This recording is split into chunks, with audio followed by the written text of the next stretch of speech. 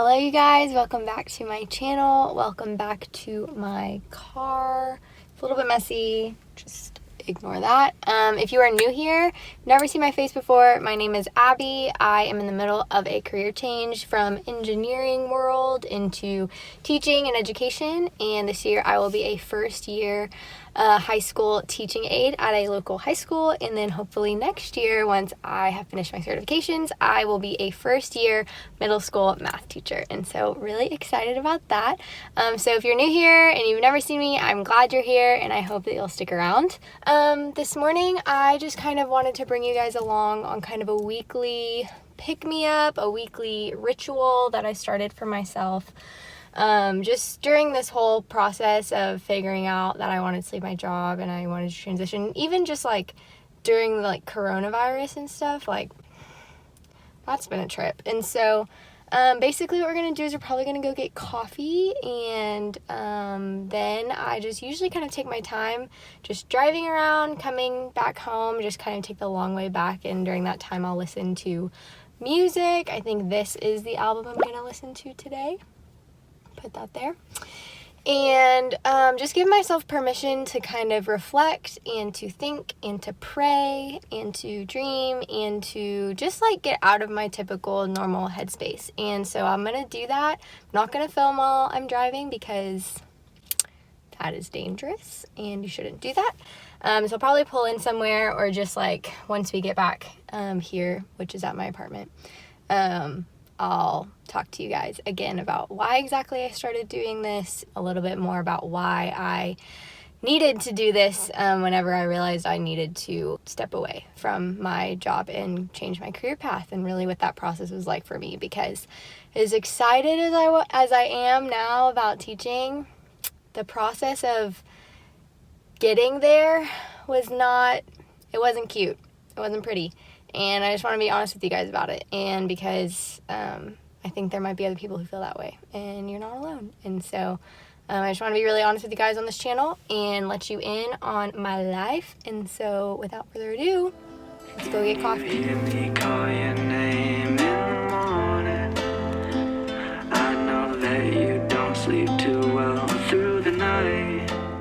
Guys, we are back. Sorry if the lighting's a little funky. Also, there's people literally everywhere, so there's probably going to be a lot of people walking by behind me, but that's okay. So first thing, we got coffee. If anybody is curious, nobody probably is, but I don't usually go to Starbucks, but whenever I do, I get the iced Starbucks double shot, and that usually comes with classic syrup. I sub classic for sugar-free vanilla, and I get either soy milk or almond milk because I like being difficult. But also, okay, the girl at Starbucks, the barista, was so nice. Also, her name was Meadow. Like, that is such a pretty name. I've never met anybody named Meadow. Like, I told her, I was like, oh my gosh, I think your name is so pretty, and I honestly might name my child that one day. Like, not even kidding.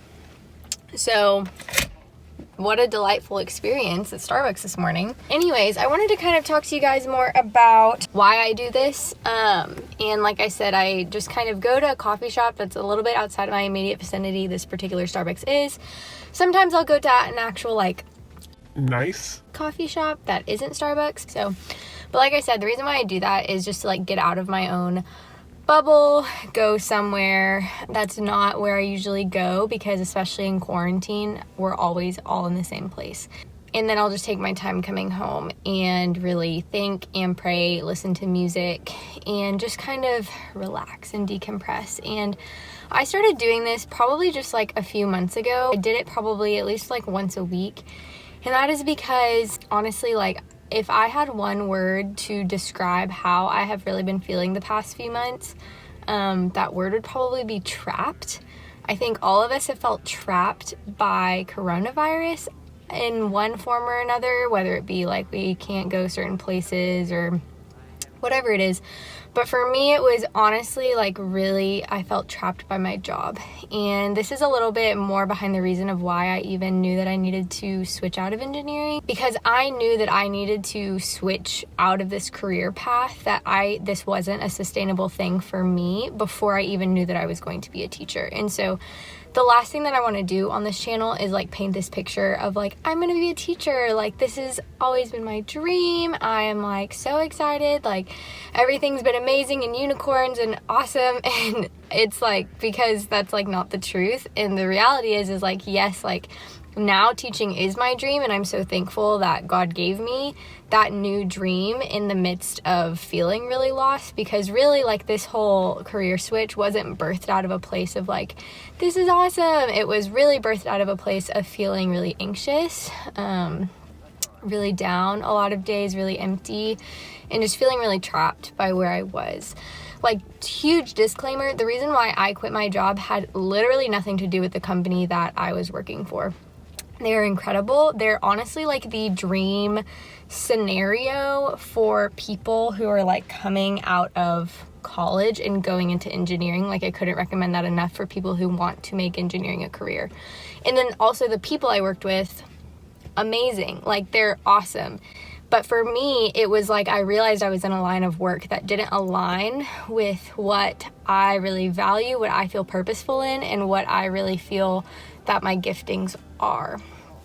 And I feel like whenever maybe we're in a career path that's perceived as very successful, that people, whether it be like friends or family or even just like your own inner critic, might kind of look at you and be like, well, what are you thinking, wanting to get out of this? But that relationship, like that emotional relationship that we have with our vocation, our mental health in relation to our jobs, it's like, it's really important and it can deeply affect us. And so that's just kind of what I wanted to open up a little bit about. I'm definitely not speaking to it from the other side, because I know ultimately like mental health is not going to be fixed by one thing. So I know that you switching jobs, maybe out of something that you don't enjoy, isn't going to fix everything. And I am still very much on my own mental health journey. If anything, I'm at the very beginning and I have a lot to learn. But I just kind of wanted to open up this conversation because I feel like it's maybe one that doesn't happen very often. The other thing is, I know that there are a lot of people out there who maybe they are just like, I just go to work, I make money, I come home, and that's it. Like, it really doesn't affect them. They don't feel a deep emotional connection to their work, and they don't really need to. And if that is you, then that's great. Like, go with God, that's amazing. This conversation might not really resonate with you as much, but you're obviously welcome to stick around and listen. But I think for a lot of people, including myself, I feel very deeply about what I do. I feel very intrinsically connected to what I do, and I want what I do to be very representative of what I feel like my giftings are. Also just aligned with what I really value. And so for me, like I said, I was working for a great company. The people were awesome, but ultimately it was the work, like at the end of every day, that I just realized was not compatible with who I am. And I would just come home a lot of days feeling really empty, and a lot of weeks would feel really empty. And so the anxiety about it didn't come from me going into like a toxic work environment. It came from me dreading this feeling of emptiness that I knew was going to inevitably come. And that was really hard to explain to people, because people would be like, well, what's so bad about your job? You know, if I was in a bad place, you know, like my family or something would ask, and I would just be like, I couldn't explain it. I just knew that something was really like not right, and it wasn't compatible with me. And it's hard sometimes to feel like your feelings are valid in that scenario when you can't really put words to them. But then it's also hard sometimes to explain to people that you are switching. Once you do figure out what you want to do instead, it's sometimes hard for people to understand why you would switch out of something that is perceived as more professional or lucrative into something that maybe they don't see as that, aka engineering or corporate, into something like education. And I have a lot of opinions on like where we should lay importance on things. I'm not going to get into all of that, but all that to say is like, if you are feeling the same way about your current situation, whether you're in corporate, whether you're in whatever kind of job, and you're just like feeling this weird tension of like something isn't compatible here, even though your coworkers might be great, the company you're working for might be great, I just want you to know that like you're not alone, and you're not crazy, and you're not even selfish. Like, I think there's a really big difference between selfishness and self-awareness. I think selfishness says, what can this do for me? How is this going to benefit me? How is this going to serve me? Everything is very me-centered, me-hinged. And self-awareness is more, how is what I'm good at, what I really value, and what I'm passionate about, how does that really play into my vocation in a way that helps me really effectively serve others? Because life isn't about us. The world does not revolve around us.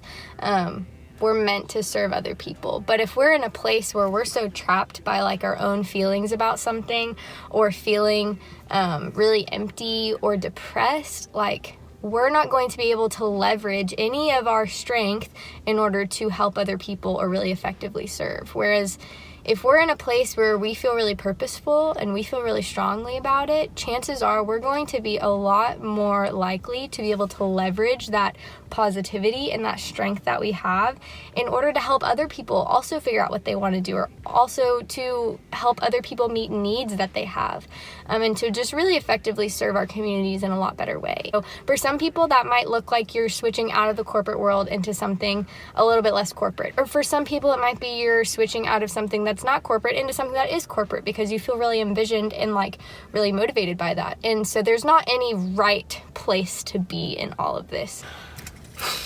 Also, I don't know why I thought filming in the car in Texas would be a good idea, because I am just, whoo.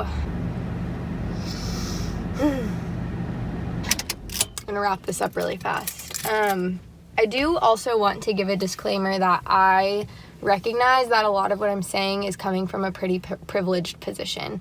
I was able to switch careers. I was able to get out of the job that I'm in right now, but I totally understand that not everybody is in that same situation. Some of us can't quit our jobs because of financial reasons, familial reasons, personal reasons, whatever it is. And if that is you, if that is the case, and you know, you're recognizing that where you're at really isn't compatible with who you are, or you're feeling trapped, I would just encourage you maybe to find an outlet, find like a weekly thing, kind of like what I just did, where I went and got coffee somewhere and I drove around. It can be super simple, but just find an outlet where you can give yourself permission to have space to start maybe dreaming about what you might want to do next, to start praying, to start thinking about things that maybe you've enjoyed in the past that could give you clues on what you might enjoy doing in the future. Because if you give yourself space for that, then maybe you can start identifying little stepping stones that might get you to a place where you eventually can switch out of it down the line. And also give yourself a space to just take a breath and take a step back and gain some perspective and gain some peace. Like I said, I am not at all speaking on this from the other side of the mental health game. Very much still learning, very much not a professional, but very much want to be honest with you guys about where I've been and kind of the real reason behind why I decided to leave my job, because it didn't start out because I had a huge dream about teaching. It actually started out because I realized that I was in a really dark place and I was in a really trapped place. And if you're in any way feeling similarly, if you are in a similar situation, whether you're wanting to switch into teaching or something else, and you don't know who to talk to about it, or you're feeling alone, I would love to talk to you. Feel free to leave a comment down below. Feel free to DM me on Instagram. If you know me in real life, feel free to shoot me a text, because I would definitely love to talk to you about it and just let you know that you're not alone and that it's gonna be okay. Yeah, and so if you guys enjoyed this video, I would love it if you gave it a thumbs up. If you wanted to subscribe, I would love to have you here. Thank you guys for watching. Thank you guys also so much for all the support that y'all have shown me already. I have really loved making these videos, and I'm really excited to keep making more of them, and really thankful for just the sweet messages and everything that everybody has sent me. And so thank you guys so much. Feel free to follow me on Instagram. Feel free to leave a comment down below, and I will talk to you guys later. Bye.